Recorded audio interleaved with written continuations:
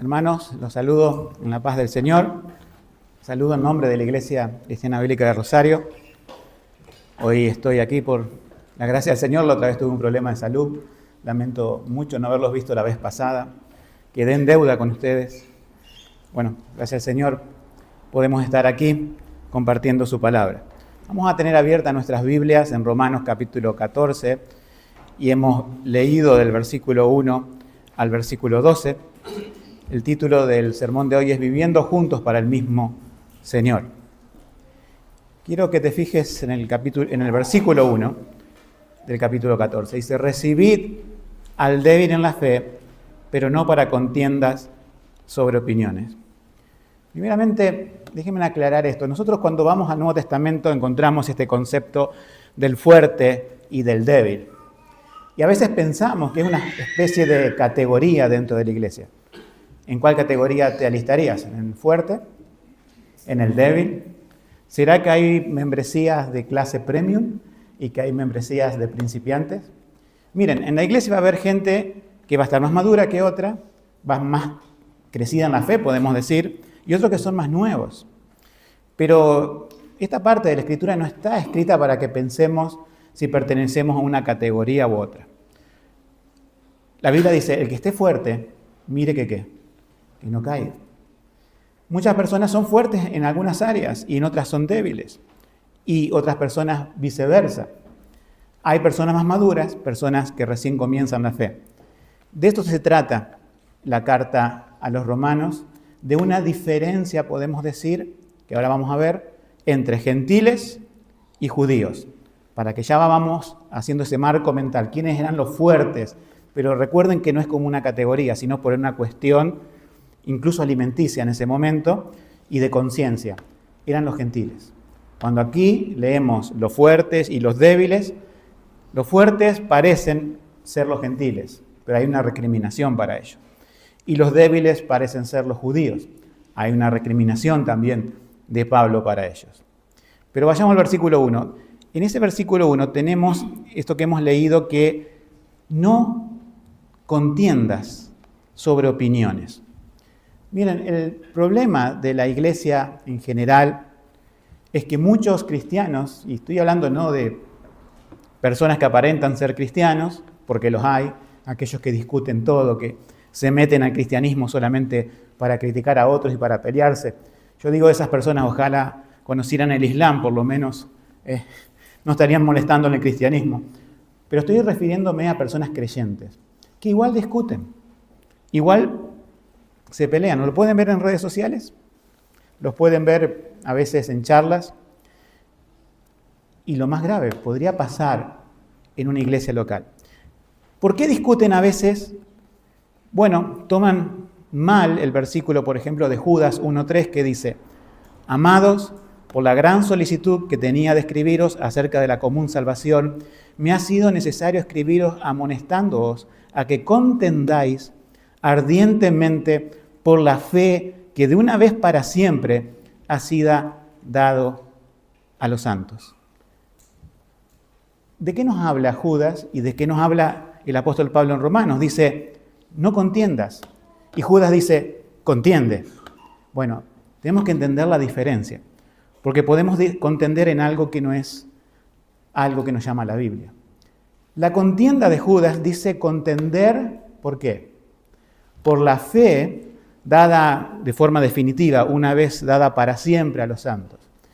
Es contender por las doctrinas esenciales de la fe cristiana. Es contender por doctrinas como la salvación, la deidad de Cristo, la Trinidad y cosas así.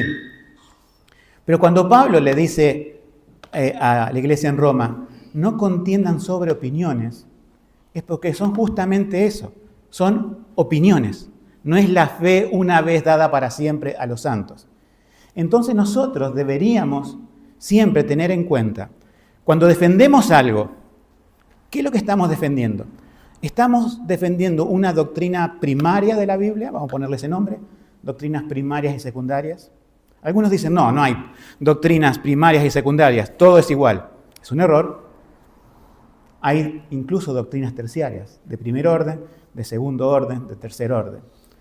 Yo lo he dicho esto alguna vez, pero lo vuelvo a repetir. Las de primer orden tienen que ver con la salvación, tienen que ver con la persona de Dios. Como dije, la Trinidad, la encarnación de Cristo, la justificación por la fe, etc. Las doctrinas de segundo orden yo creo que son muy importantes y tienen que ver con la eclesiología, cómo funciona una iglesia. Y las doctrinas de tercer orden son aquellas que tienen algo de importancia, porque obviamente están en la palabra, pero tienen algún área gris en donde se puede diferir y no por eso rompemos la unidad. Para que una iglesia esté unida tiene que estar de acuerdo, obviamente, en la primer orden, porque si no, no serían cristianos, y en segundo orden, porque si no, no funcionarían bien como iglesia. Pero hay algunas cosas, ¿sí?, que son enseñanzas de la Biblia, no son doctrinas cardinales, donde va a haber opiniones. Y esas opiniones van a ser diferentes. Y podemos quedarnos con esas diferencias del tercer orden. Habría que estudiar. Pero son, algunos estarán pensando, ¿pero qué es de tercer orden? Son cosas de costumbre, son cosas de opiniones personales a veces que no tienen que ver. Incluso, vamos a poner un ejemplo de tercer orden. Esta iglesia tiene un piano y una guitarra. Otras iglesias dirían, no, instrumentos no, es pecado. Y si le agregamos un cajón, otro diría, no, eso es pecado. Pero la Biblia está regulando sobre eso. Ustedes están estudiando la adoración regulada. ¿Está regulando qué instrumento usar? No. Estamos regulando el canto congregacional. La doctrina eclesial de segundo orden, que sería la adoración regulada y la parte del canto eclesial. Pero muchos quieren regular los instrumentos, con o sin instrumentos. Ha habido problemas. Ha habido problemas hace 3 siglos con un tal Benjamin Kitch por ese tema, que introdujo himnos, y ya era un tema si nosotros cantamos solamente salmos, etc. El cristianismo ha discutido a veces cosas y muchos de los cristianos han equivocado la diferencia de opiniones que nos dice Pablo aquí y la han considerado como la fe una vez dada para siempre a los santos. Y si discutís algo de tercer orden con ese apasionamiento y con esa firmeza, ¿qué es lo que provocas? Lo mismo que pasó en Roma, cierta desunidad. ¿Sí? Ponete a pensar, ¿has discutido con algún hermano aquí sobre algún tema? No quiere decir que no debemos charlar y presentar nuestras posturas en determinadas cosas, pero buscamos la unidad de primer orden, de segundo orden. Y cuando tenés una diferencia, que sea esto, una diferencia de opiniones, pero que no se transforme en contienda. ¿Sí? Esta es la introducción para entrar al pasaje de hoy. Tener en cuenta de no defender doctrinas de tercer orden como si fueran de primer orden. Y no llegar a contiendas por ese tipo de cosas. Por lo demás, si hay una herejía en la iglesia, es una iglesia muy nueva, no va a pasar, pero cualquier herejía que se levante, obviamente la fe dada una vez para siempre a los santos tiene que estar por encima. Si en esta ciudad hay alguien predicando herejías, lo vamos a denunciar, vamos a exponer la palabra del Señor.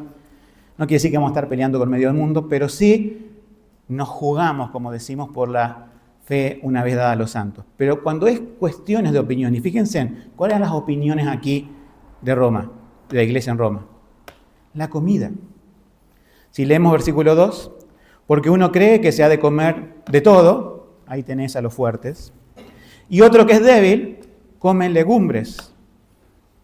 Versículo 3, el que come no menosprecia al que no come, y el que no come no juzga al que come, porque Dios lo ha recibido. Nos damos cuenta que había un problema aquí. Estaban discutiendo sobre ese problema.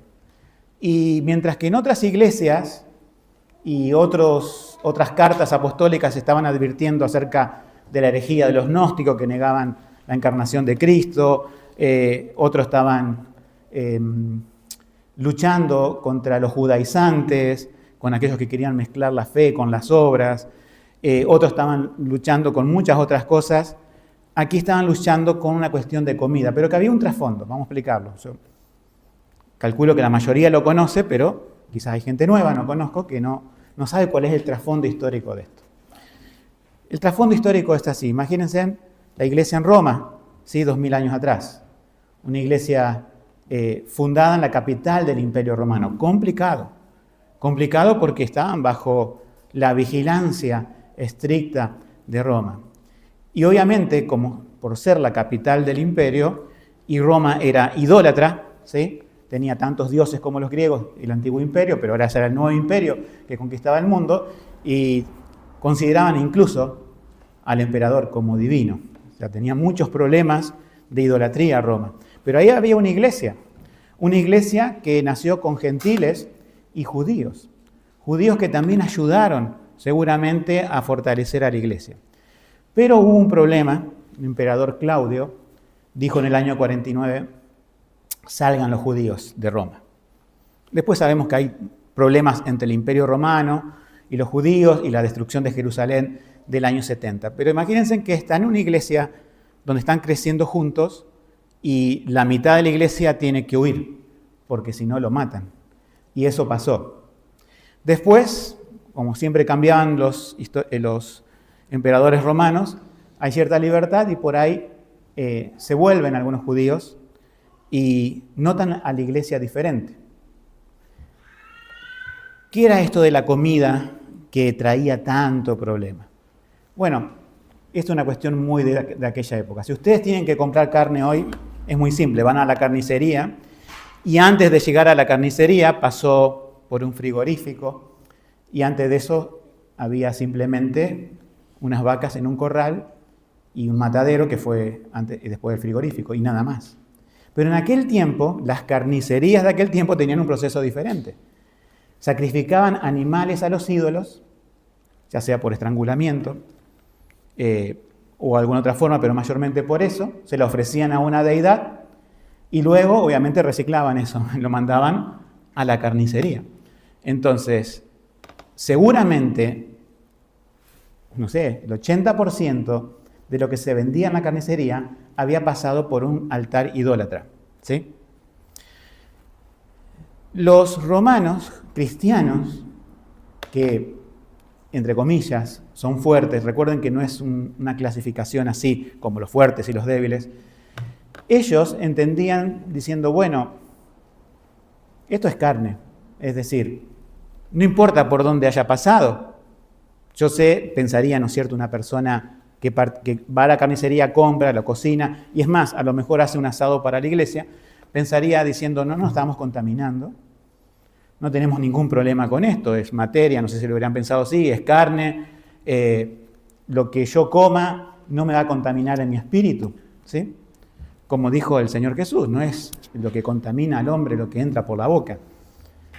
No sé si hasta ese momento alguno tendría esa parte del Evangelio para tener ese pensamiento, pero no había ningún problema para ellos, diciendo, sí, fue sacrificado a los ídolos. Nosotros no participamos en la comida de los ídolos, no participamos en ese sacrificio, simplemente fui a la carnicería, traje y lo cociné para mi familia, y si comemos esto vamos a seguir siendo iguales. Nuestro pecado puede ser de esa reminiscencia que tienen todos los creyentes de pecado, de ceder al pecado, pero no por comer carne, no por comer esto. Y así seguramente se desarrolló por mucho tiempo, mientras no había judíos. Y volvieron los judíos y fueron invitados a las casas de los hermanos, como ustedes comparten comida con sus hermanos, y habrá dicho un judío, me sirve carne, yo no puedo comer esto. ¿Cuál era el razonamiento que traía detrás? Imagínense, un judío criado en la ley de Dios, con los sacrificios del Antiguo Testamento, que luego entendieron que eso apuntaba al Mesías, al único Cordero de Dios, que vino y dio su vida en la cruz por ellos, diciendo, pero esos sacrificios son paganos y nosotros, en el Antiguo Testamento, es más, ni siquiera podíamos comer cerdo, ni siquiera vamos a comer algo sacrificado a los ídolos, no podemos hacerlo, nos negamos a hacerlo. Entonces, hubo una discusión sobre esto. No hubo una conciliación, quizás algunos sí, pero para que Pablo tenga que escribir esto, ¿por qué la situación escaló? Hubo muchos problemas. Entonces, ¿cuál era el comportamiento? Bien, no era solamente una discusión, porque cuando hay una discusión, hay posiciones detrás. No es simplemente que discutían acerca de la comida, después se abrazaban, hermanos, está todo bien, simplemente fue un comentario político o futbolístico, no. Ya había recelos, ya había desunidad, ya no voy a tu casa a comer. Tampoco te invito a la mía, no sé, a ver, si te apareces con carne que sacrificada a los ídolos, no voy a correr ese riesgo. Se estaba desuniendo la iglesia. No era una cuestión alimenticia, sino una cuestión de conciencia. ¿Podría existir esa cuestión de conciencia? Sí. ¿Por qué? Porque alguno diría, no, lo que hay que hacer acá es traer un árbitro y desempatar. Le voy a levantar la mano a los fuertes y decir, comamos todos carnes. Y obligo a los hermanos más débiles que vienen del judaísmo a pecar en contra de su conciencia. O podría decir otro, miren, para no molestar a nadie, para no incomodar a nadie, levanto la mano del judío y digo, vamos a comer todas legumbres. Nos hacemos todos vegetarianos. ¿Es esa la solución? ¿Fue esa la solución? ¿Tomar partido por uno o por otro? ¿O la solución fue, a ver, pensemos, ¿cuál es la raíz de esto? ¿Quién es nuestro Señor? ¿A quién debemos glorificar? ¿Qué está primero? ¿Nuestras preferencias personales y opiniones? ¿O está primero la unidad de la iglesia y nuestro Señor? Es así como se hay que razonar. En ese momento, ¿cómo actuaron? Fíjese en el versículo 3. El que come no menosprecia al que no come. O sea, el fuerte. El fuerte decía, no querés comer, está bien, pero no te invito. Y cuando me reúno a charlar con los hermanos, voy a charlar mayormente con los que comen carne, me llevo bien con esos, y no con los otros. No sé cómo habrá sido el menosprecio en cada caso particular y en cada carácter de gentil romano, habrá sido diferente. Y había una iglesia ya partida. Cuando lo asombroso del Evangelio, lo que impactaba al mundo era que los judíos y gentiles comieran juntos en una mesa. Eso era el mayor testimonio del Evangelio en aquellos tiempos. Pero volvemos para atrás. Judíos y gentiles ahora separados.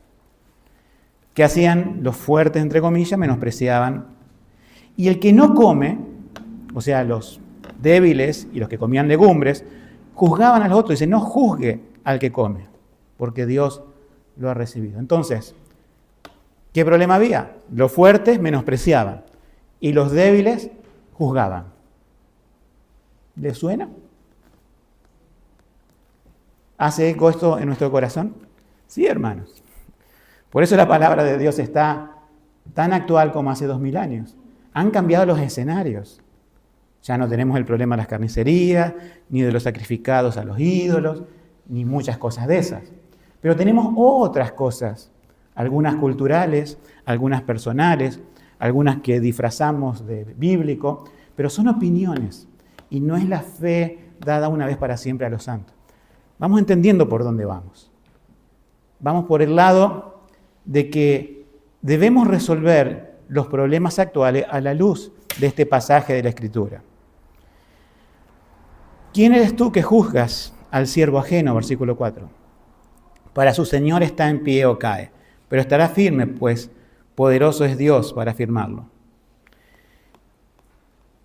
Siguiendo con los débiles y fuertes. Entonces, esa era la diferencia. Ahora, ¿a dónde trae el apóstol Pablo? Como dije, él no actuó como un árbitro levantando la mano de los débiles o la de los fuertes diciendo, vamos a tomar una de las dos posiciones. Miren, históricamente, en las doctrinas principales, la iglesia ha tomado posición y eso se debe hacer. ¿Recuerdan un sínodo allá por Holanda, en la ciudad de Dordrecht, donde un grupo de personas que seguían a un tal Arminio que había muerto, dijeron varias cosas con respecto a la salvación que en resumen quitaban la soberanía de Dios en la salvación?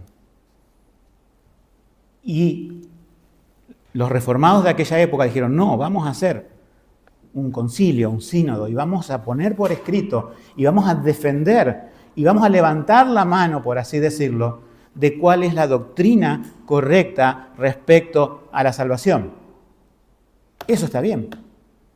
Eso se llama, ¿no es cierto?, el Sínodo de Dort, hecho en 1619, y el documento que ustedes pueden descargar hoy de internet se llama Los Cánones de Dort, y es la declaración de salvación, de la doctrina de la salvación, o soteriología, más importante de todas las épocas. Cuando alguno dice los 5 puntos del calvinismo, no lo escribió Calvino, lo escribió el Sínodo de Dort en la refutación a 5 puntos que los arminianos o los seguidores de Arminio, en ese momento llamados remonstrantes, hacían. Entonces, eso sí era una disputa genuina. Eso sí era, podemos decir, definir la salvación con la fe dada una vez para siempre a los santos. Lo tuvo que luchar Agustín de Hipona en el siglo IV y lo tuvo que luchar la Reforma en el siglo XVI y luego en el siglo XVII reafirmarlo por esto. Esa lucha sí valía la pena. Lo que sí debemos diferenciar es este tipo de luchas que no valen la pena, donde no va a venir alguien, ¿sí? O no tiene que parecer eso, decir, bueno, tomamos esta posición sobre un punto terciario, tomándolo como si fuera una doctrina principal de la Biblia. Hay muchas cuestiones. Alguno pensará, bueno, ¿cómo lo hacemos práctico? Hay muchas cuestiones. Recuerdo motivos terciarios por lo cual iglesias se dividen o entran en malestar. ¿Sí? Yo lo digo así en general, en mi experiencia de conocer muchas iglesias en Latinoamérica, que uno dice, ¿se están peleando por esto? Digo, ay, no puede ser, pero sí. Mire, han luchado iglesias acerca si la cena del Señor debe celebrarse con vino de verdad o con jugo de uva. Uno podría decir, miren, si alguno se emborrachaba en Corintio con la cena, obviamente no era cepita, ¿verdad? Era vino. Pero bueno, pero se han peleado por cosas así. Hay gente que tiene escuela en casa, ¿sí? Y hay gente que manda a sus hijos a la escuela pública. Lo malo está en esto, de decir, es una cosa u otra, ¿no? ¿Tenés libertad de mandar a tu hijo a la escuela pública? Instruílo en el camino del Señor, hacele las advertencias. Y el que está en la escuela en casa, ¿sí? Bien hace. ¿Quiere protegerlo de las influencias del mundo? Bien hace. Cada cual tendrá que lidiar con cosas diferentes. Pero lo malo sería venir y decir, bueno, hermanos, todo es escuela en casa, porque el mundo se ha corrompido y de esta forma evitamos problemas. O podría venir otro y decir, no, mandemos a los hijos a nuestra escuela, no lo guardemos en una burbuja, sino que se expongan al mundo, nosotros vamos a criarnos en el temor del Señor y que lidien con eso. O podríamos decir, hay libertad. Y ninguno va a juzgar al otro, ni ninguno va a menospreciar al otro. Yo no puedo dar todos los ejemplos en esta mañana, pero te van a venir a la mente ejemplos. Entonces tenés primario, secundario y terciario. Si la doctrina y cualquier cosa le preguntan al pastor, ¿encaja en lo terciario? No discutas, no menosprecies, porque atenta contra la unidad de tu iglesia. Primario y segundo, o sea, secundario, si alguien niega una doctrina cardinal de la Biblia y es miembro, vamos a llamarlo y vamos a decirle, nos engañaste, ¿cómo no crees ahora en tal doctrina principal? Alguna vez se preguntará alguno, ¿me ha pasado con algún miembro que niegue alguna cuestión así? Y muchos han apostatado de la fe a través de los años, sí. ¿Me ha pasado que algún miembro niegue lo que la iglesia cree en cuestión de eclesiología y diga, no, ahora no creo en la doctrina de la gracia? Sí. Pero en ese caso, hay acciones para tomar. La primera es sumamente disciplinaria, no creer en una doctrina principal. La segunda, bueno, si te hiciste miembro de la iglesia y dijiste que estabas de acuerdo con la doctrina, no la falsees. También, no quiero desviarme del tema en esta predicación, pero sabemos que la confesión de fe que tenemos no está por encima de la Biblia está por encima de la confesión de fe. La confesión de fe es una autoridad derivada de la Biblia. Podemos decir que lo que enseñamos la palabra de Dios, los que presiden el culto, los que dan el catecismo, tienen que estar de acuerdo con la confesión de fe. Pero díganme, las personas nuevas, ¿todos van a comprender la confesión de fe 100%? Entonces, ¿qué tienen que hacer los nuevos? ¿Qué tienen que hacer las personas? Tienen que someterse a la enseñanza de la iglesia. No pueden causar división, que son las doctrinas del segundo círculo, o sea, la secundaria. Eso es charlable eso es enseñable. Si hay alguien que no entiende, supongamos que viene y después que se hizo miembro, me surge una duda de escatología y quiero volver a cierta idea del arrebatamiento de la iglesia y demás, se charla, ¿sí? No está negando a Cristo. Todos esperamos la segunda venida de Cristo, todos creemos en un juicio final y la resurrección general. Son los 3 puntos de la escatología básica. Creemos en eso. Detalles, lo hablamos, te lo enseñamos. Todo eso es charlable. Y mucho más charlable, el tercer punto. Entonces, lo que tenemos que tener en cuenta, alguien dijo, yo me anoté un dicho que encontré en internet, alguien dijo, hay 2 extremos peligrosos en la iglesia que provocan un divisionismo innecesario. Uno es la tolerancia pecaminosa que acepta el error y el otro es la discusión innecesaria. ¿Se entiende cuál es el punto a que nos lleva este capítulo 14 de Romanos? Las discusiones que no son de doctrinas vitales y hasta eclesiológicas, vamos a tener que tener tolerancia. Vamos a tener que amarnos la fe y vamos a tener que esperarnos y tener paciencia. Muchas cosas que para nosotros o algunos de nosotros son obvias, no son obvias para la otra persona. Entonces, los 2 extremos en lo que puede caer una iglesia es, bueno, vos venís con una idea, vos venís con otra y hacemos una licuadora, lo ponemos, lo mezclamos y esa es la doctrina que tienen muchas iglesias o la forma de ver la Biblia. No, ese es un extremo malísimo para la iglesia.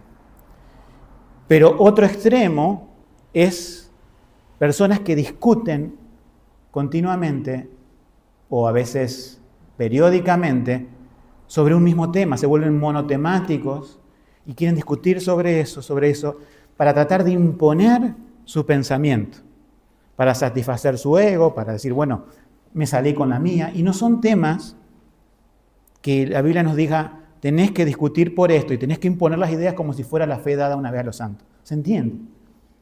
Son temas terciarios. Entonces, la madurez para ser fuerte, ¿sí? No es la imposición del tema y tampoco es ceder, ¿sí? Alguien habló una vez con este dicho, tengan cuidado con la tiranía del débil. ¿Qué es la tiranía del débil? Hermanos que le escandaliza cualquier cosa. No, esto es mi pecado. O no, esto es mi tropiezo. Pero no es tropiezo. No es pecado. La Biblia, demostrámelo con la Biblia que es pecado. Pero podemos caer primero en el error de menospreciarlo. Pero también en el error de ceder. Siempre. Miren si cederíamos ante las opiniones personales de cada uno de nosotros. ¿Cómo sería la iglesia? Si todo se basara en las opiniones personales. Tiene que haber cierto orden, tiene que haber equilibrio. La palabra de Dios nos lleva y nos llama a cada cristiano a ese equilibrio.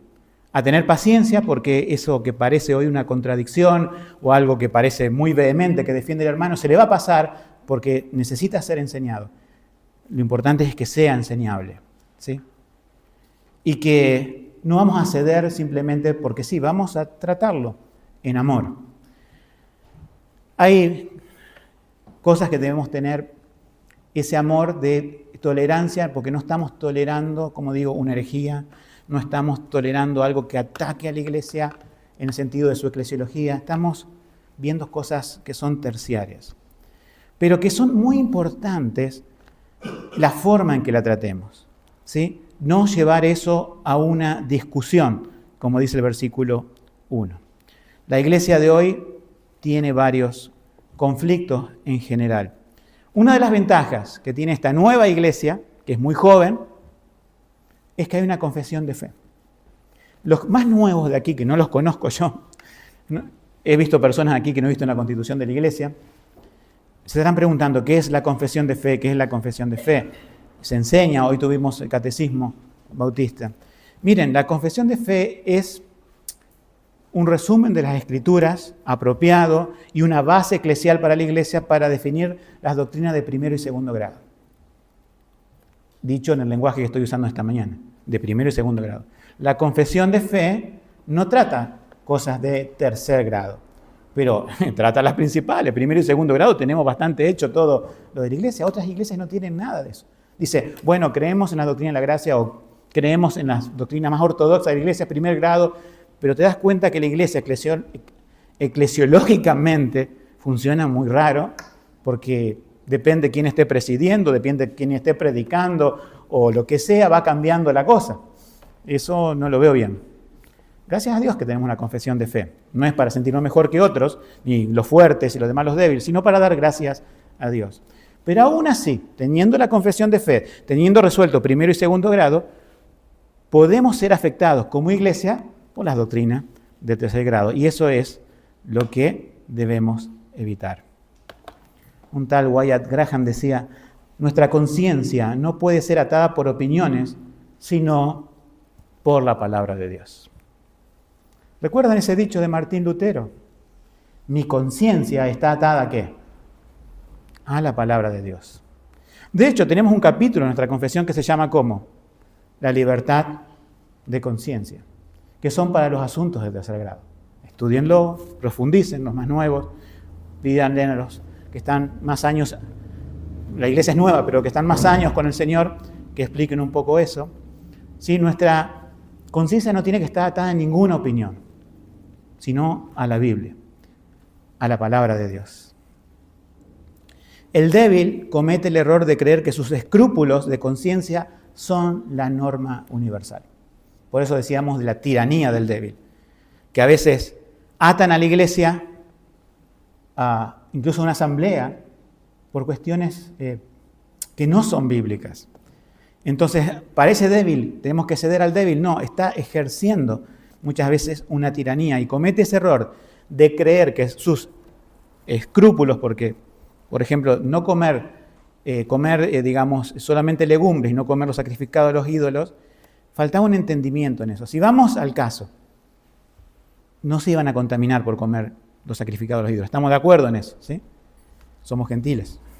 Pero no se debía aplicar así en ese momento. Pero si persistía eso también, podemos decir entonces toda la iglesia del Nuevo Testamento se hubiera transformado en vegetariana en ese momento, porque todo estaba bajo el Imperio Romano.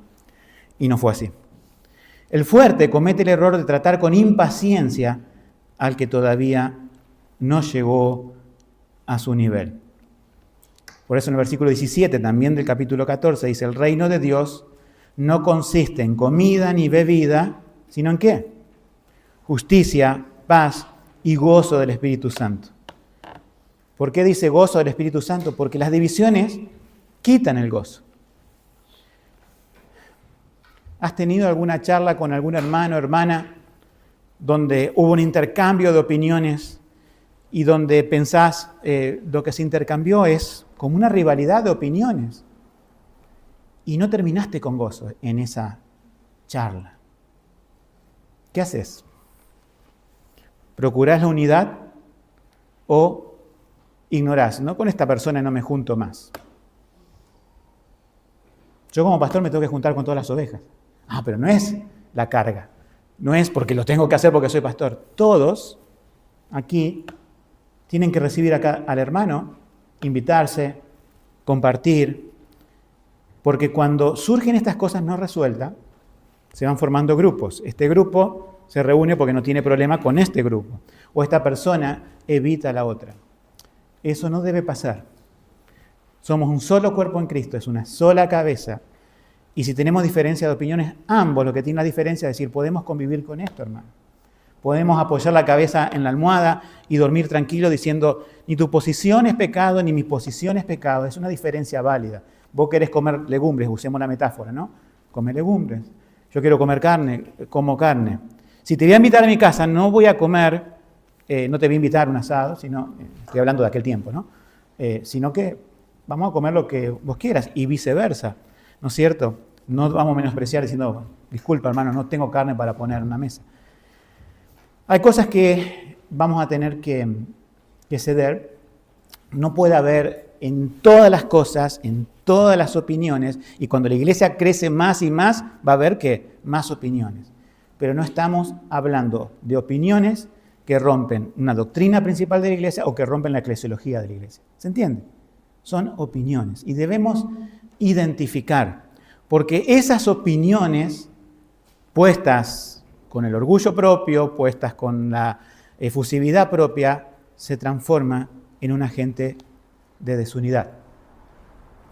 Como decía Salomón, cazando las zorras pequeñas que echan a perder la viña. ¿Recuerdan ese versículo? Pequeñas cosas, como esas zorras que mordisqueaban aquí y allá el viñedo y después había moscas y se ponía bastante feo la viña, debemos solucionarlos. O sea, la Biblia nos llama a solucionar los grandes errores históricos que ha luchado la Iglesia para combatir la herejía y nos llama localmente a combatir esos pequeños desacuerdos para que no se transformen en la desunidad de la Iglesia.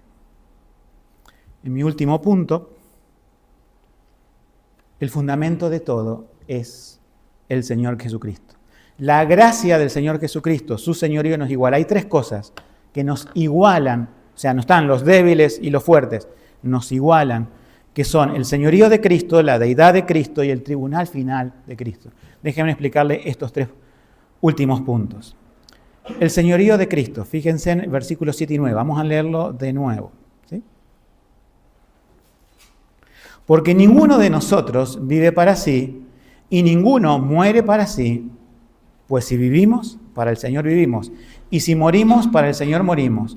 Así que sea que vivamos o que muramos, del Señor somos, porque Cristo para esto murió y resucitó y volvió a vivir para ser Señor así de los muertos como de los que viven.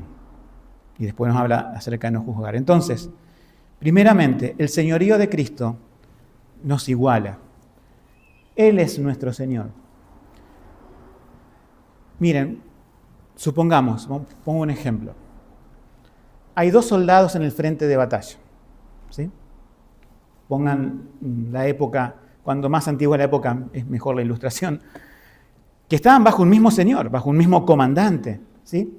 Y uno decía, la mejor forma de enfrentar al enemigo es usar la armadura así y así. Y otro decía, mira, lo mejor es usar una lanza y no una espada. La cuestión es que podrían haberse puesto a discutir y nunca hubieran salido a pelear. Pero salen a pelear, uno con una técnica, otro con otro. Pero ¿cuál es su lealtad? ¿A quién se deben? A su comandante. Estamos en la misma lucha, luchamos contra el pecado. Y no tenemos que perder el tiempo a veces en discusiones que son innecesarias. Porque nuestro comandante, nuestro Señor, es Cristo. O sea, que vivamos o que muramos, somos del Señor. El Señor murió, resucitó, ascendió para ser justamente Señor nuestro. Y ninguno puede ponerse, porque ahí está la cuestión. Cuando yo pongo mi discusión o mi opinión personal por encima del Señor, ¿en qué me transformo? En juez.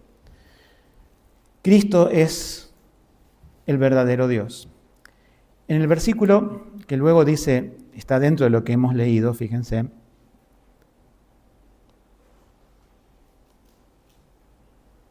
Versículo, vamos a leer 10, 11 y 12. Mas tú, ¿por qué juzgas a tu hermano? O tú también, ¿por qué menosprecias a tu hermano?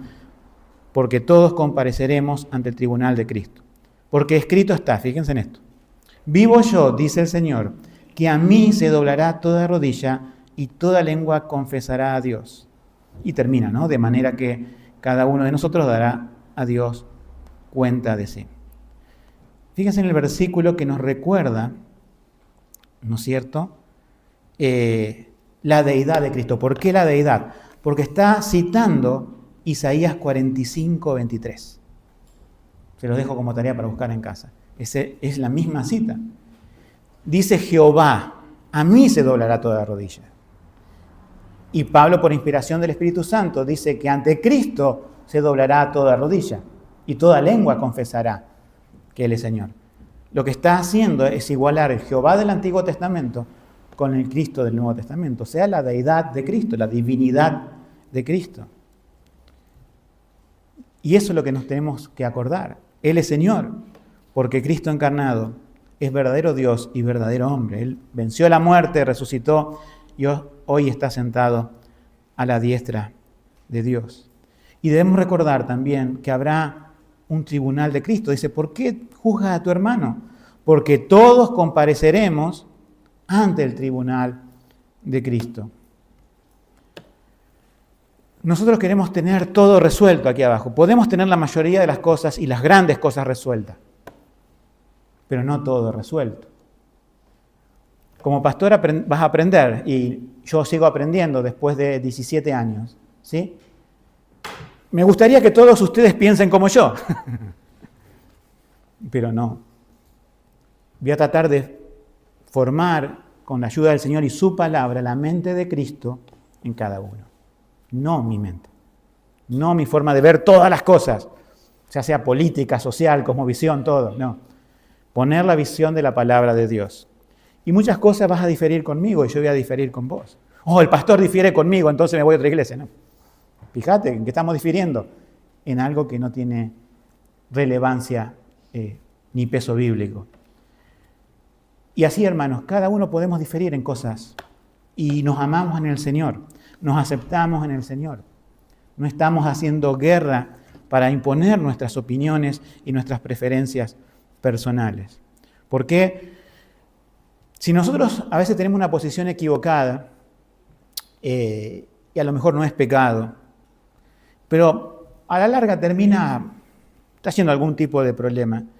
Nosotros tenemos que ser conscientes, hermanos, que nosotros no podemos juzgar todas las cosas aquí. Con esto no digo que caigamos en ese error de muchas iglesias que dicen no juzguéis, no juzguéis. No, el espiritual juzga todas las cosas, el juicio comienza por la casa de Dios, dice otro versículo, de cosas importantes, pero en otras cosas secundarias vamos a tener que saber que tanto lo importante, lo medio y lo secundario, a veces que se transforma en cosas importantes, el Señor lo va a juzgar. Cada uno de ustedes va a dar cuenta en el día del juicio. O sea, tenemos que saber como creyentes que tenemos el cielo asegurado, ¿verdad? Gracias a Dios, por los méritos de Cristo. Pero vamos a tener que dar cuenta de nuestros actos. Es como si te llama tu patrón, tu jefe, no te va a echar. Suponete que esas reuniones tensas que tenés y sabes que no te van a echar, pero tenés que dar cuentas, tenés que explicar algunas cosas, no te gusta que te llame una directiva. Incluso aquellos que están rindiendo un examen en la facultad no van a perder la carrera por ese examen, pero se ponen nerviosos. Imagínense, yo me imagino. Si esas cosas ponen algo nervioso a las personas, lo que va a hacer en el tribunal de Cristo. Yo sé que no se va a jugar mi salvación, que mi abogado es también Cristo.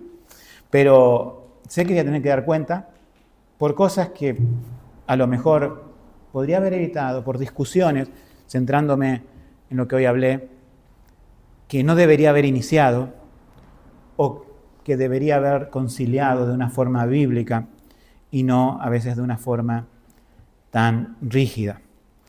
Todos compareceremos ante ese tribunal de Cristo.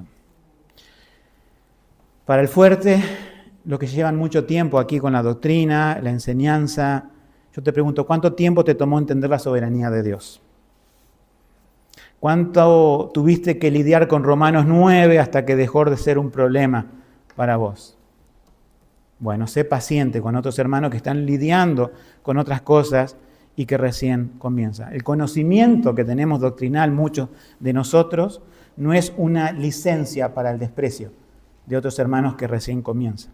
Tenemos que ser humildes, tenemos que ser mansos. Y fíjate, si te consideras fuerte en muchas cosas, lo que te manda la Biblia, y está, podemos decir, en el próximo capítulo, capítulo 15, versículo 1, que dice así. Así que nosotros, los que somos fuertes, debemos sobrellevar la flaqueza de los débiles y no agradarnos a nosotros mismos. O sea, no solamente tolerar, así, bueno, lo aguanto. No. Lo comprendo y lo ayudo, llevo su carga y no me agrado a mí mismo. Eso es ser fuerte en la fe. Comprender, tener paciencia, tolerancia, enseñar, exhortar con amor. Eso es ser fuerte. Para el débil, que tu conciencia, ¿sí?, te lleve a veces dudar de cosas que son periféricas, está bien, ya la vas a aprender. Tené paciencia también cuando estás comenzando en esta iglesia. Lo que no es legítimo es convertir tus dudas, ¿no es cierto?, en una ley que condena a todos. Eso debes evitar. El legalismo no es humildad, es un orgullo disfrazado de humildad. Gálatas 5:1 nos recuerda: estad pues firme en la libertad con que Cristo nos hizo libre y no estéis otra vez sujetos al yugo de servidumbre. No esclavices a otra persona con tu punto de vista, porque aún no entiendas determinadas las cosas. Como conclusión, para todo eso, todo lo que dijimos en esta mañana, es el proceso de santificación de la iglesia. Después, en el estudio bíblico de hoy, tenemos que hablar de la iglesia santa. Pero debemos recordar, hermanos, que estamos en un proceso. Algunos de ustedes son más nuevos, vienen de otros lugares, no entienden esto de la cena del Señor. Hoy se habló sobre la cena del Señor, ¿verdad? En otros lugares te dan la cena del Señor como si pedís en pedido ya. Pero acá estamos tomando las cosas en serio, hacemos un proceso de membresía, das testimonio de Cristo, te bautizás o no, de acuerdo que ya sos bautizado. Hay un gobierno congregacional que dice: bienvenido hermano, bienvenida hermana, ¿sí? Reconocemos tu testimonio y ahora vamos a compartir juntos la cena. Uno de los grandes problemas que siempre he tenido, y si voy a seguir teniendo, es personas nuevas que vienen y quieren la cena ya, y no la entienden. Si la persona está buscando la verdad, si la persona está buscando al Señor, pero si nosotros se lo decimos con todo amor y paciencia, diciendo: mira, no es que estamos negando que no seas creyente, pero sometete al proceso, porque van a venir muchas personas en un futuro, y vos, cuando seas miembro de la iglesia, vas a tener el mismo problema con esas personas nuevas que vienen, que no sabés si son creyentes. No todo el que dice soy creyente es creyente. Nadie saca un carnet de su billetera y dice soy creyente. ¿Quién es el que te otorga ese carnet de nacimiento? Es Cristo, pero la embajada que te lo certifica es la iglesia local. La iglesia local confirma las profesiones de fe. El bautismo es la entrada a la membresía. Entonces, muchos de ustedes que vienen nuevos, ¿sí? A lo mejor tengan algún conflicto con la cena porque no la están tomando y se sientan mal. Bueno, yo les doy la receta para que no se sientan mal. Atá tu sentimiento a la Escritura. Pensá por qué lo está haciendo esta iglesia así. ¿Por qué se está tomando el tiempo? ¿Por qué no es, sí, todo está bien, damos la cena a cualquiera? ¿Por qué no es así? Hay un temor del Señor, hay un principio bíblico, porque si no examinás ese principio bíblico, no lo ahondás, te vas a seguir sintiendo mal. Pero cuando nosotros creemos la palabra de Dios, entendemos la palabra de Dios, sentimos la palabra de Dios y actuamos conforme a la palabra de Dios. Ustedes recuerden que siempre hay esas 4 fases: creer, pensar, sentir, actuar. Entonces no te vas a sentir más mal. Va a decir: voy a esperar, voy a someterme a los procesos bíblicos. Y una vez voy a dar gloria a Dios con eso. Y también en el futuro, cuando yo sea un miembro, no voy a menospreciar al nuevo. Voy a explicarle el porqué.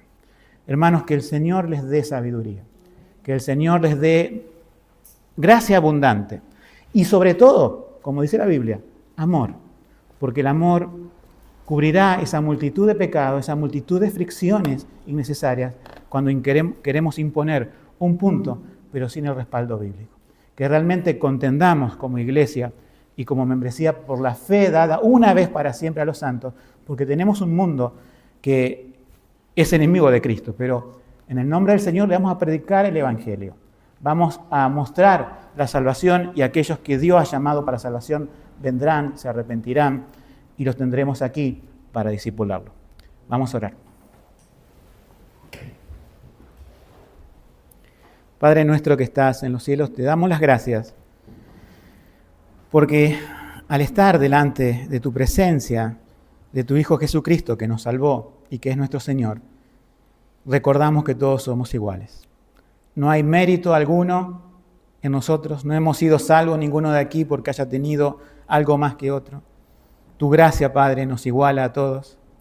Solamente te ruego, Señor, que bendigas esta iglesia local, que es una iglesia joven, nueva, para que busque tu gloria, Señor, para que busque la unidad en amor, que tengan un celo, Señor, por tu palabra, pero que ese celo, Señor, por tu palabra sea de la mano con el celo de someterse, Señor, a ti, que eres nuestro Señor, eres nuestro Salvador y serás también en el día final nuestro juez y que debemos dar cuenta de eso, Señor.